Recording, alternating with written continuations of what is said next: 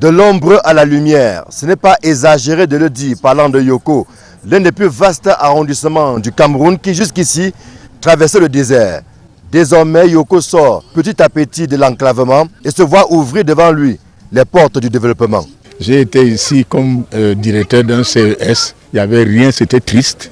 Et je suis revenu comme proviseur, j'ai pris ma retraite, les choses ont changé. D'abord la route, la nationale 15, que nous on appelait à l'époque la route de Yoko. Et nous en sommes vraiment ravis. Et puis la voirie, ça nous a beaucoup impressionnés. Nous sortons vraiment de l'ombre. 20 km de route bitumée entre Meiten et Yoko et 45 km supplémentaires entre Yoko et Lena.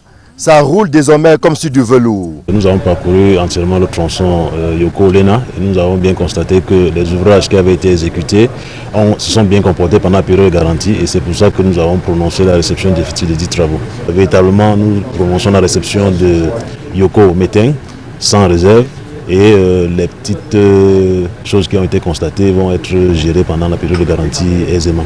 Pour le plus grand bonheur des usagers, mais davantage des transporteurs qui jusqu'ici souffraient le martyre. Pour partir de Ntui pour Yoko et de Yoko jusqu'à Tibati, en passant par Lena et Ngat, c'était un véritable parcours du combattant. Maintenant, avec cette route, nous allons faire nos marches à Tibati. On fait 2 heures de voyage. Alors qu'avant, on faisait 2 jours de voyage. Et le voyage coûtait 12 000 francs. Aujourd'hui, nous payons 2 500. Auparavant, on souffrait.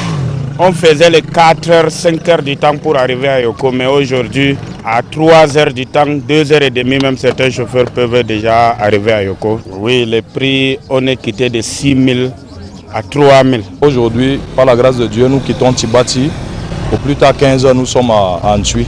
Et ceux qui ont leurs occupations à vaquer à Yaoundé, ils rattrapent le temps. Principal bénéficiaire des réalisations qui ont été faites ici, notamment la route principale, mais également les plus de 11 km de voirie supplémentaires.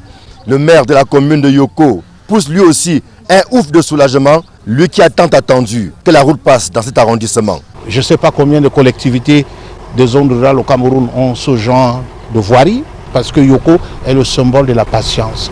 Pendant toute cette souffrance, pendant 50 ans, on n'avait jamais suivi qu'il y a eu une étincelle ici. On attendait notre tour et notre tour est arrivé. C'est donc un boulevard d'opportunités qui s'ouvre pour la mairie de Yoko qui doit capitaliser sur ce potentiel pour sortir définitivement du sous-développement. Ici Yoko, Emmanuel Diop, Marcelin Gansop, Equinox Télévision.